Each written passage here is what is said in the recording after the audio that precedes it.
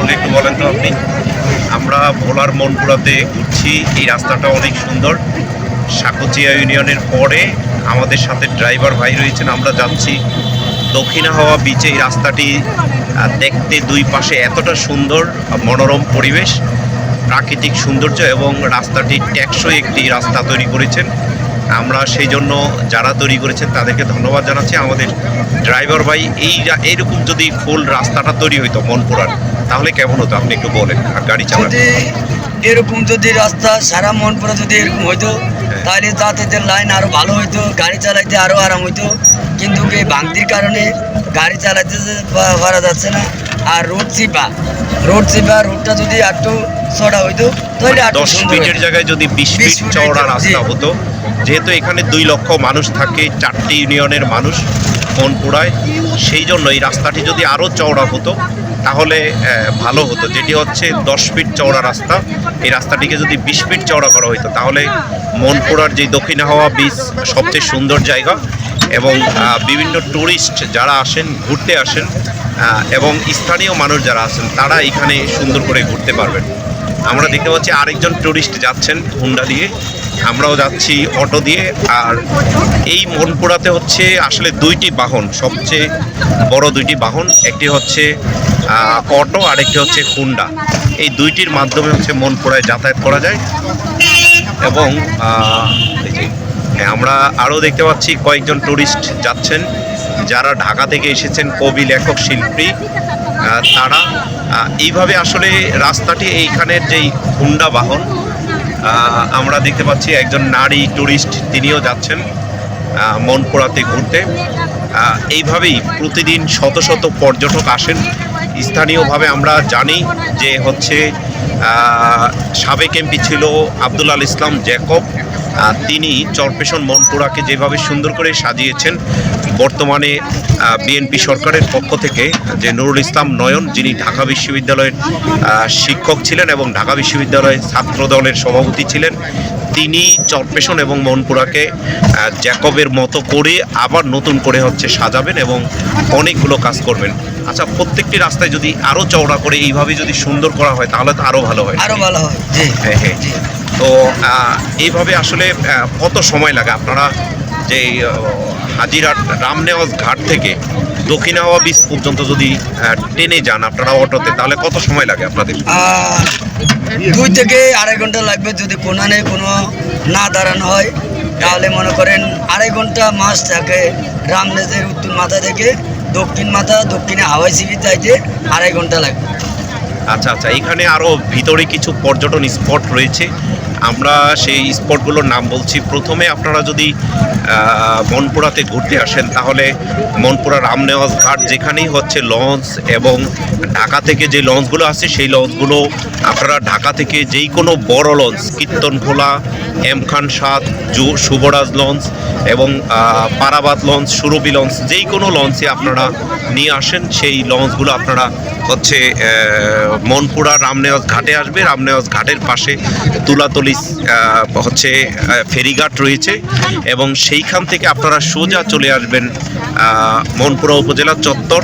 মনপুরা উপজেলা চত্বরের পাশে আমরা স্বপ্নচূড়া একটি জায়গা রয়েছে, সেই জায়গাটি আবিষ্কার করেছি। সেটি একটি প্রাচীনতম জায়গা। সেইখানে আপনারা আসলে 4টি বড় বড় দিঘি দেখতে পারবেন, যেই দিঘিগুলো নিয়ে অনেক ইতিহাস রয়েছে, এবং তার পাশে সরকারি স্থাপনাগুলো রয়েছে, যেমন হচ্ছে মনপুরা উপজেলা পরিষদ এবং মনপুরা যে মডেল মসজিদ, মনপুরা টিউনোর বাসা, এবং মনপুরা ইউনো, যেটি উপজেলা নির্বাহী কর্মকর্তা তার বাসা, এবং হচ্ছে ডাক বাংলো রয়েছে, এবং মনপুরা মহিলা কলেজ রয়েছে, মনপুরা ডিগ্রি কলেজ রয়েছে।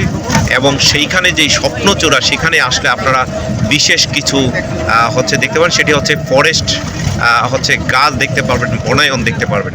তো মনপুরার এই সৌন্দর্যগুলো সেইখান থেকে আপনারা স্বপ্নচূড়া থেকে আপনারা চলে আসতে পারেন ফকিরহাট দিয়ে, আপনারা যেই ভালোবাসার সেতু সেখানে চলে আসতে পারবেন। আর সেটি হচ্ছে সাকুচিয়া, উত্তর সাকুচিয়া এবং দক্ষিণ সাকুচিয়া এবং হাজিরহাট ইউনিয়নের মধ্যবর্তী জায়গা।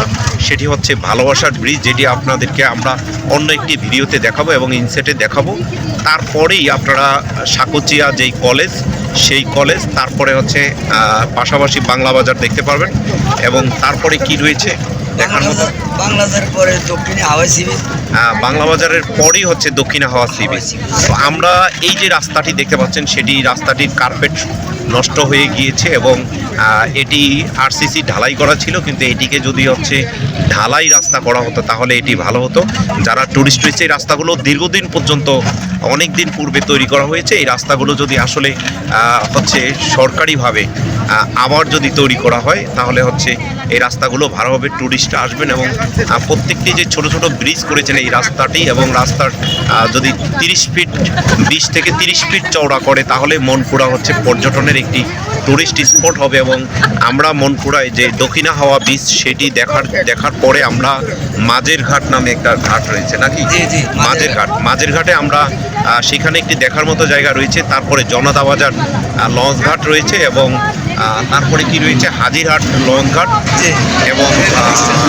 এবং হচ্ছে ঝাউবাগান একটি জায়গা রয়েছে। এবং তারপরে এটি কি বাজার?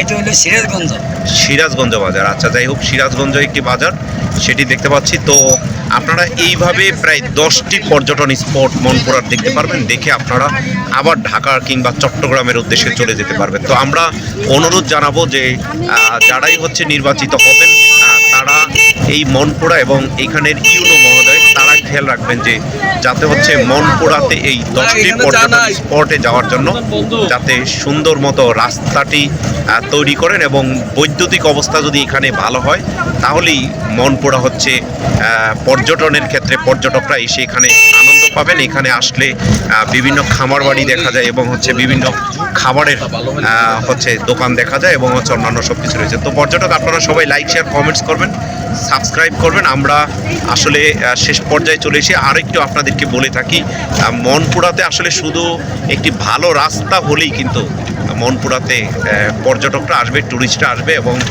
ট্যুরিস্টদের জন্য হচ্ছে রাস্তা এবং হচ্ছে ট্যুরিস্টদের থাকার জায়গা এবং দক্ষিণা হাওয়া বিচে যদি হচ্ছে থাকার ব্যবস্থা করা হয়, আমরা সেখানে গিয়ে ভিডিও করব। যদি থাকার ব্যবস্থা করা হয় তাহলে আমরা হয়তো মানে মনপুরাতে ট্যুরিস্টরা অনেক আসবেন। যেমন আমরা আজকে 400 কবি লেখক এসেছেন, তাদের মধ্যে প্রায় 350 দক্ষিণা হাওয়া সি বিচে ঘুরতে গিয়েছেন। এই ঘুরতে যাওয়ার মাধ্যমে শুধু মনপুরাতে লঞ্চেরই ব্যবসা হয়নি, এখানে স্থানীয় যারা অটো চালায় এবং হচ্ছে গাড়ি হুন্ডা চালায় সকলেরই হচ্ছে লাভবান হয়েছেন এবং স্থানীয়ভাবে মনপুরাবাসী লাভবান হয়েছেন। তো মনপুরে আসলে ধান, সুপারি সহ নারিকেল বিভিন্ন কিছু দেখতে পারবেন। আপনারা এইগুলো দেখে আপনাদের মন ভালো হয়ে যাবে। সবাই ভালো থাকবেন, সুস্থ থাকবেন। ধন্যবাদ সকলকে।